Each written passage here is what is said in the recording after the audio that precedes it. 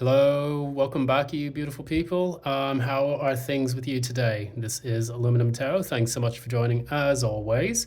So, what we're going to do today, we're doing the reading for Virgo, Sun, Moon, and Rising.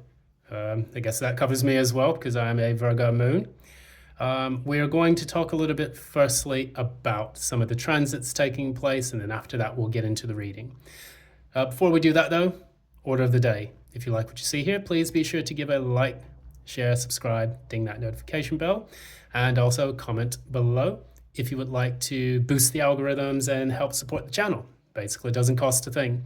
And I've seen more and more meteoric rises in the number of subscribers and the likes on the content and things of that nature. The lunar eclipse really did very well. So thank you so much for all of your likes and shares on that. Additionally, if you would like a personal reading with me, one that is in tune with your specific energies and not the energies of the collective, please be sure to send me a message and I'll get back to you on that one.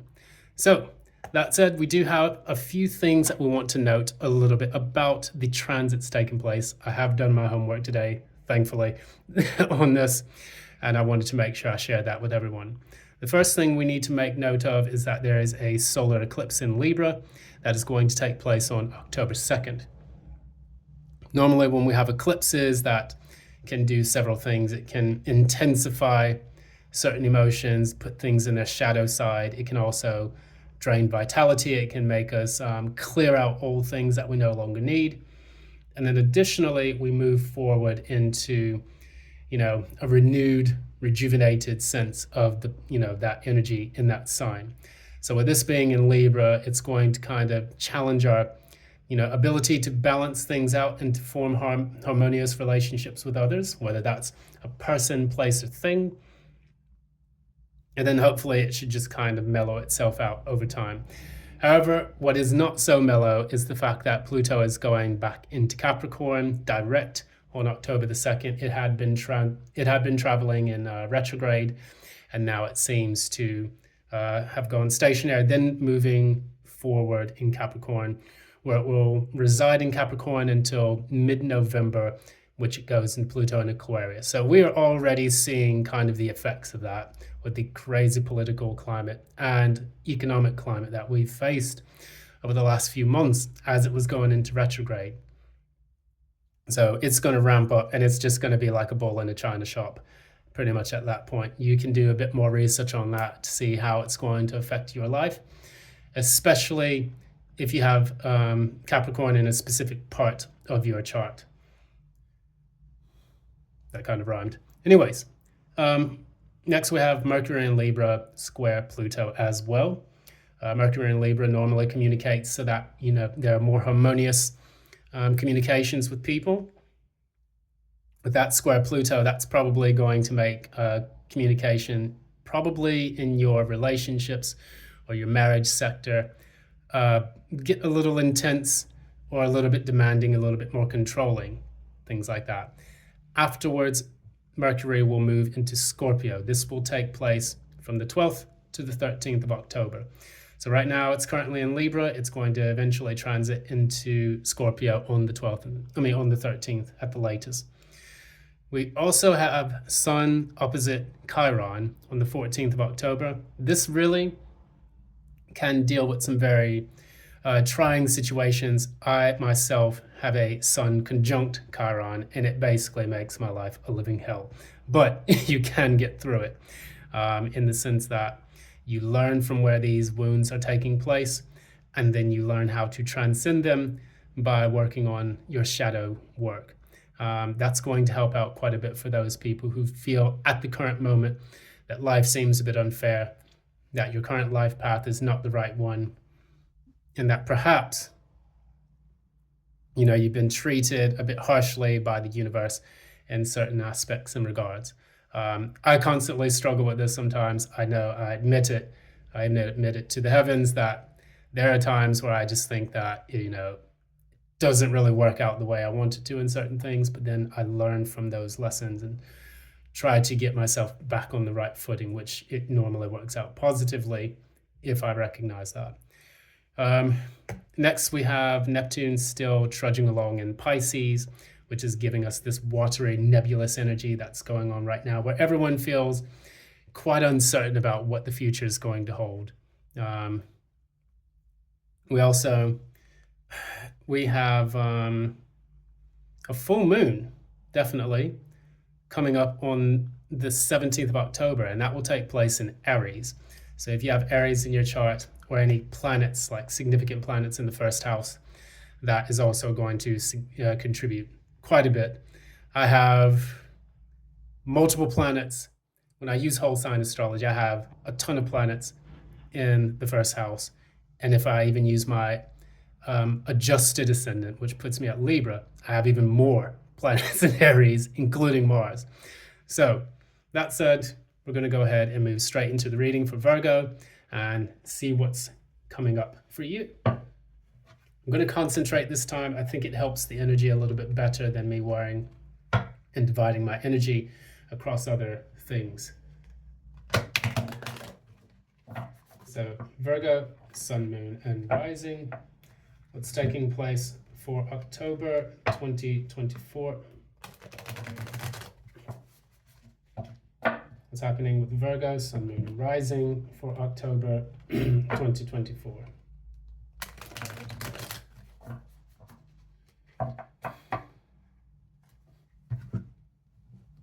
It's taking place for Virgo, Sun, Moon, and Rising for October 2024.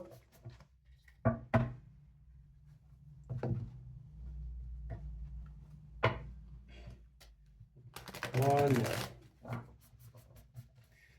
The card stock on this is quite thick, so I'm not going to be that person that's going to like get my cards all bendy and stuff. I quite like this deck, and I want to be gentle to it. What is Virgo's current energy?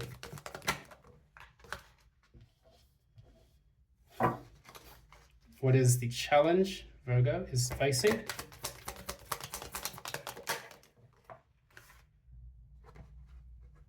Okay. What's taken place in the recent past? All right.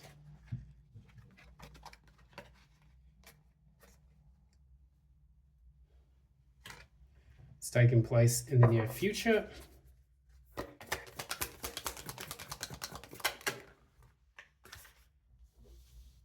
All right. What is happening at the core in Virgo's life?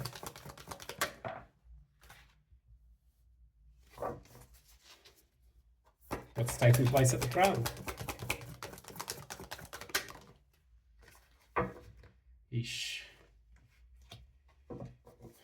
And what is the penultimate outcome of this reading for October 2024? Not bad, not bad. What is the signifier for all of this?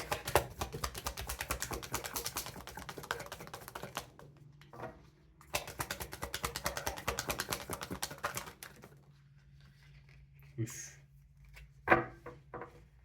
Signifier is Page of Swords and the Six of Cups.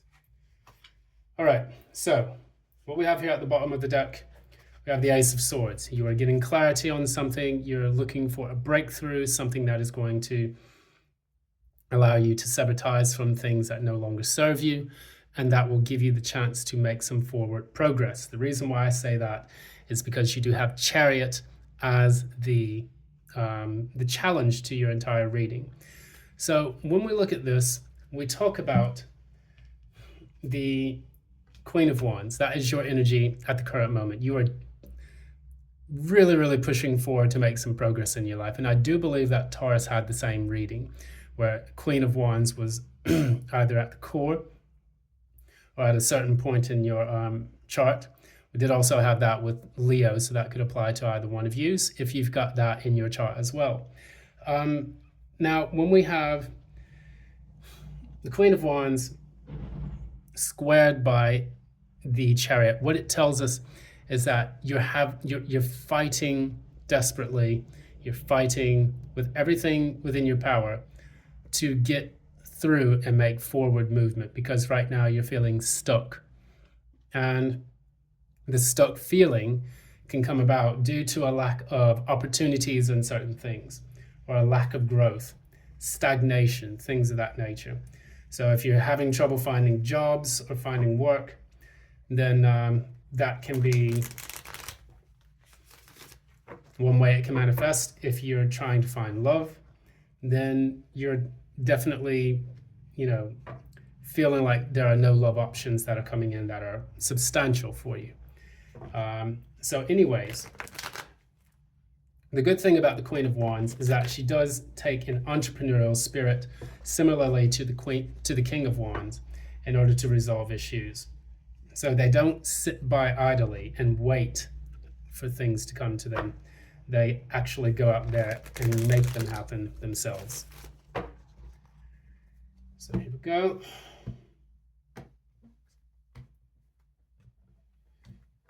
Let's clarify. So in the recent past, you had the Hermit reversed and the Nine of Pentacles reversed. So you're trying to come out of a period where you have basically been, either financially dependent on others, or you haven't felt, like you valued yourself as much as you should have. And the Hermit and the Nine of Pentacles is actually your card. Both of them are your cards. The Hermit being Virgo here, which is a beautiful card here in this deck because it shows us a turtle, which has gone within and it has this big lamp at the top of it, which is the lamp that it uses to illuminate its path forward. Nine of Pentacles talks about being financially dependent. However, in the reverse, what I tell people, it doesn't mean that you're codependent on someone else. It can mean that you're not free to enjoy the fruits of your labor. So you're so focused and busy trying to make things happen in your financial sector. It's almost similarly to the King of Wands in the reverse, where it's just like you've got your head buried, you got your nose to the grindstone. You can't really enjoy the money that you're making because you have to be either frugal or you have to constantly focus on your work. Now let's pull a couple of clarifiers to that. And a couple of clarifiers have come out. So I have the Knight of Wands and the Three of Wands reverse. Yes. So you're taking impulsive decisions to move forward and to create some action because you're sick and tired of waiting. It feels to you like your ships are not coming in. I said the exact same thing for Taurus, and the Taurus, I am a Taurus sun. So we have the Knight of Wands, Three of Wands in the reverse. This is all about, because these actions are not because my ships are not coming in, other things are not taking action, I'm going to say, you know what, fuck this, I'm taking action myself. I'm rushing in. He's almost looking like he's irritated at this bat for not coming up and showing up for him. So he's like, you know what, I'm going to do this. Get me out of here. And if you felt like that in the recent past, you have probably just been at the starting line, ready to race off and try to apply for jobs, try to get some opportunities going.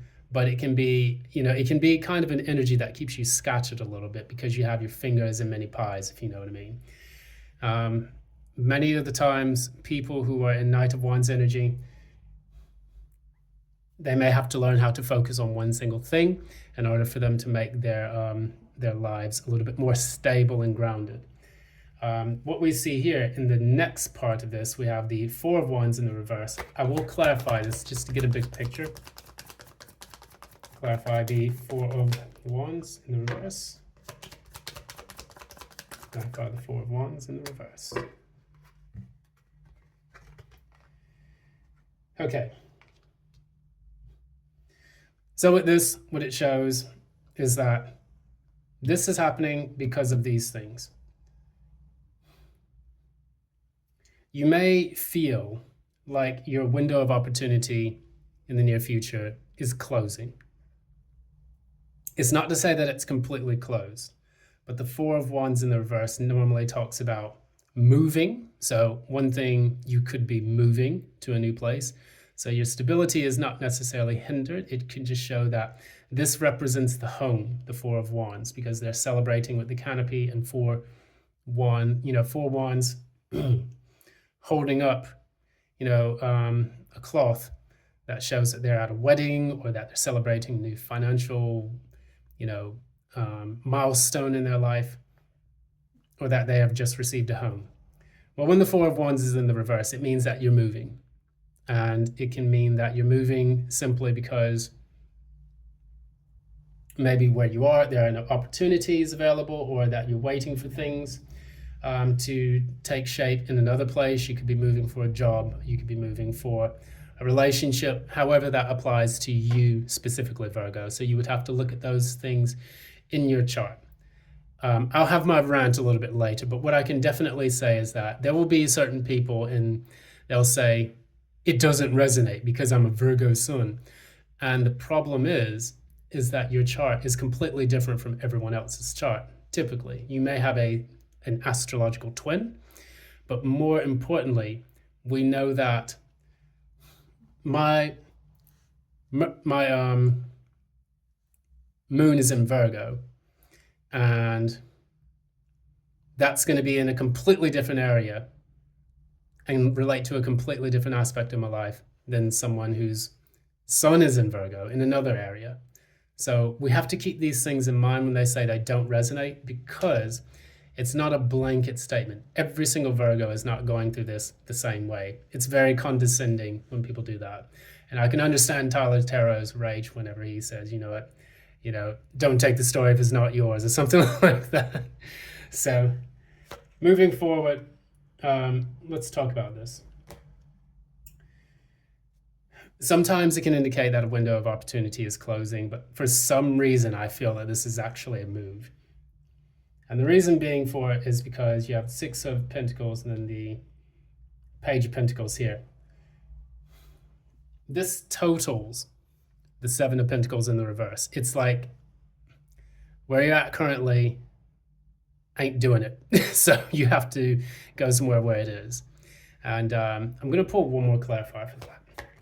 Clarify one more, Four of Wands reverse. Clarify once more, the Four of Wands reverse.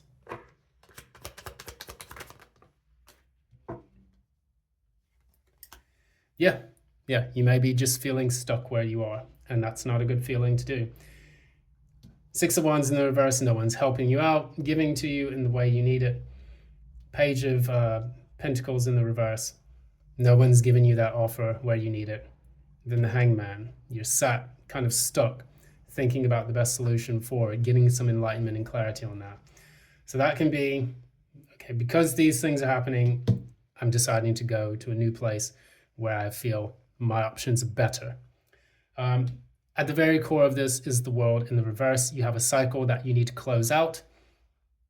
Oftentimes, if this is work related, this can talk about not being able to level up either financially or potentially, getting a better position, moving to a new stage in your life where you have a new cycle that you can tackle.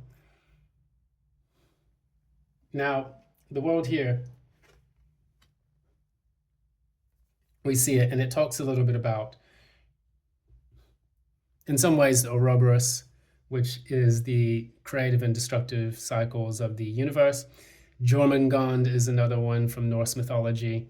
We have serpent Tiamat from Babylonian energy. All of it is basically the same thing. It's the creative process and destructive process of the universe.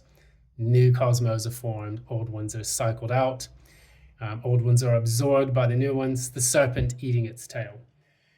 So with the World in reverse, that tells us that we cannot celebrate yet, because in the traditional Rider-Waite, you have the woman in the middle with two batons and a wreath indicating a celebration in that regard. So it's not time for us to celebrate yet. I'm going to pull a clarifier or two on that. Clarify the World reverse.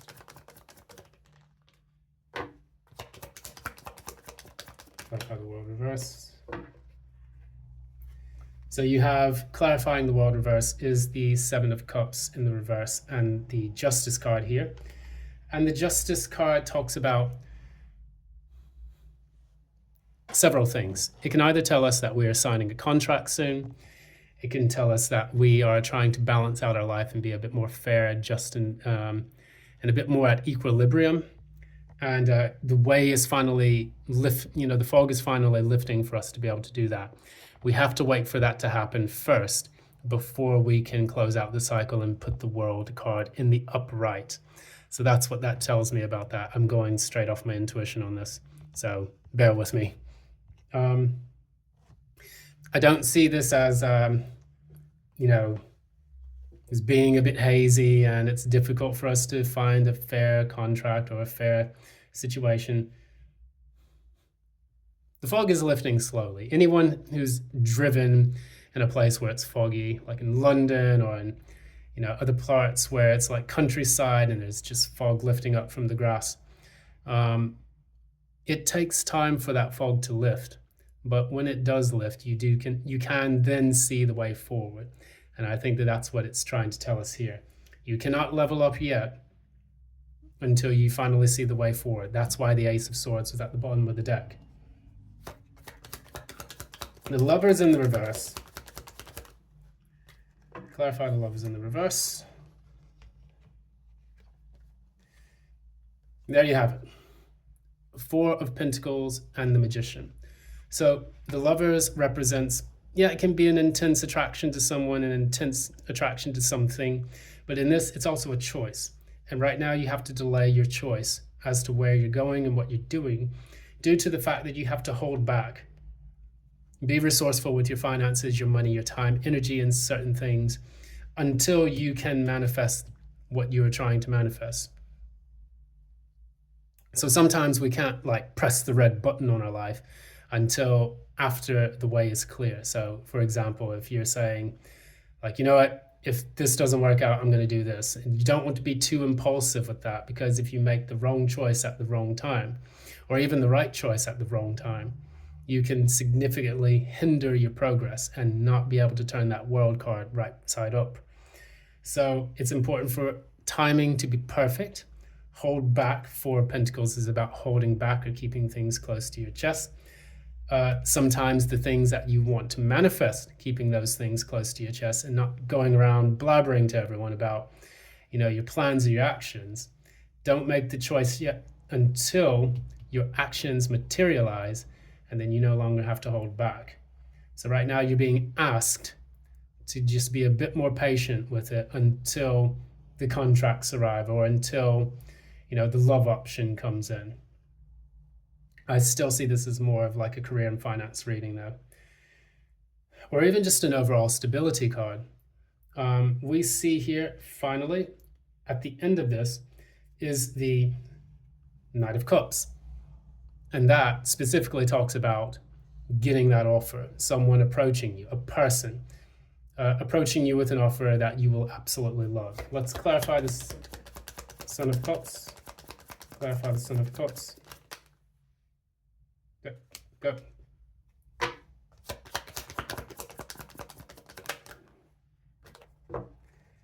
So this came out exactly for, who was it? I think it was Libra.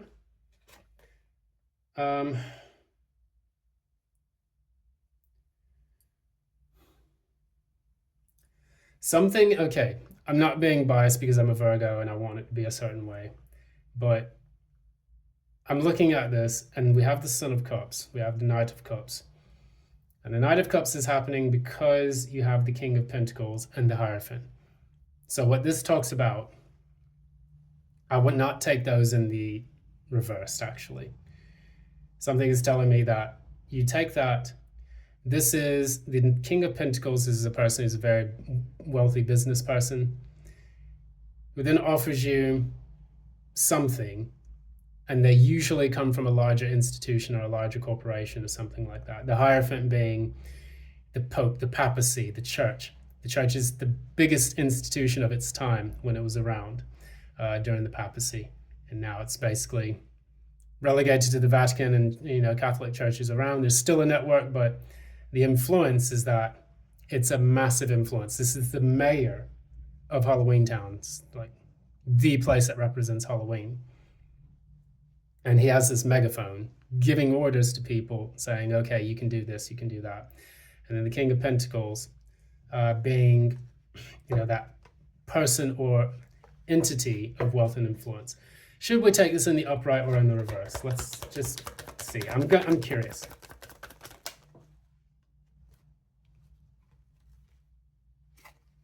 It's a bit murky there. So what we can say, we can talk a little bit about, let's see. I'll ask another question. Should they take this offer, this opportunity? Upright, yes, reverse, no. Okay, there we go. That makes it a lot clearer. The star. So it is in the upright. Additionally, should they take the offer? Yes.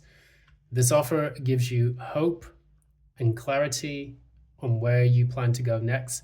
The star is a guiding star. It's the North Star. And what it does is it helps the individual or the querent to find out specifically where they need to move to after the tower moment of their life. So wherever your tower moment took place, the star follows afterwards. And what you can do is you can then say, okay, let's make this choice to move forward. Remember, I forget the dog's name. I think his name was Zero or something. And he's Rudolph, the Rudolph Red-Nosed, the red-nosed reindeer for Jack Skellington's sleigh. He guides Jack Skellington throughout the entire movie when he's, pretending to be Santa Claus. So it's that red nose of his that allowed him to find his way to each of the houses. So this card, and what I see and what I understand, is it does give you hope, and it will be an opportunity that puts you into the spotlight as well. So the star is a very good card for those people who work in the public eye, or who go to attend conferences, and they go to attend events where they need to be the face of a company. So that will be something that you want to keep in mind as well. We're going to go ahead and pull one card from the Oracle deck. This is the Moonology Oracle deck for those who are interested. And what this does talk about are the phases of our life in which everything comes to pass in its own time.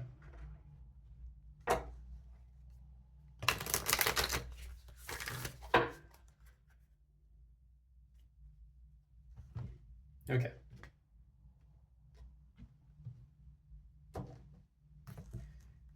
Now, what is the advice for Virgo?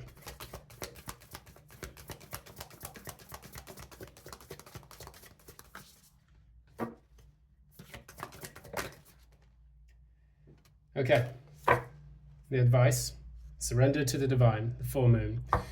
We do have the full moon on October 17th. I think I just told this to Leo because they had the full moon in Aries come out. Surrender to the divine in the full moon period that we'll have next, full moon in Aries, the Aries being taking action on certain things. I think that is going to be roughly the period in which you need to go ahead and move forward.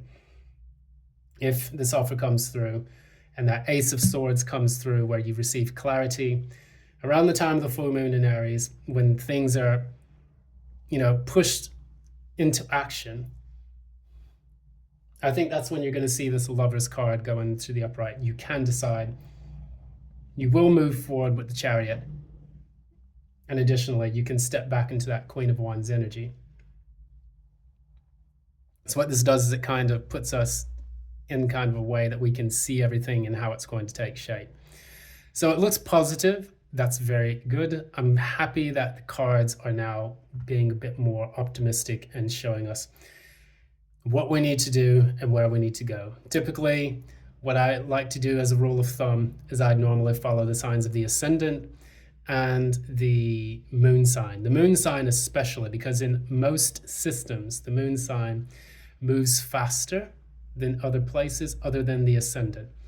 And as far as celestial bodies goes, the moon sign is the one that represents the mother and where we come from. So it's our core energy. It also represents the fourth house, our inner workings and our inner knowings. So we tend to function and respond to things emotionally with our moon sign. So being Virgo or being such and such moon in Pisces, moon in Aquarius or whatnot, that's typically how you will respond to your world around you and how you process it. So that tends to be the strongest card. But most people would also say your ascendant is likely. So that's why you need your proper birth time in order to read that. That's going to be it for this reading. I'm sincerely grateful for everyone for joining this one. Thanks again. This has been Aluminum Tarot. As always, if you like what you see here, please be sure to give a like, share, subscribe, ding that notification bell, and that way you can also comment below, drive up that algorithm, and show support and love. It doesn't cost a thing, but if you do want something that costs something, please be sure to reach out to me at the information provided in the description box below if you would like a personal reading, one that is in tune with your specific energies and not the energies of the collective. That's going to wrap it up for today. Thanks so much, everyone. And until next time, love and light.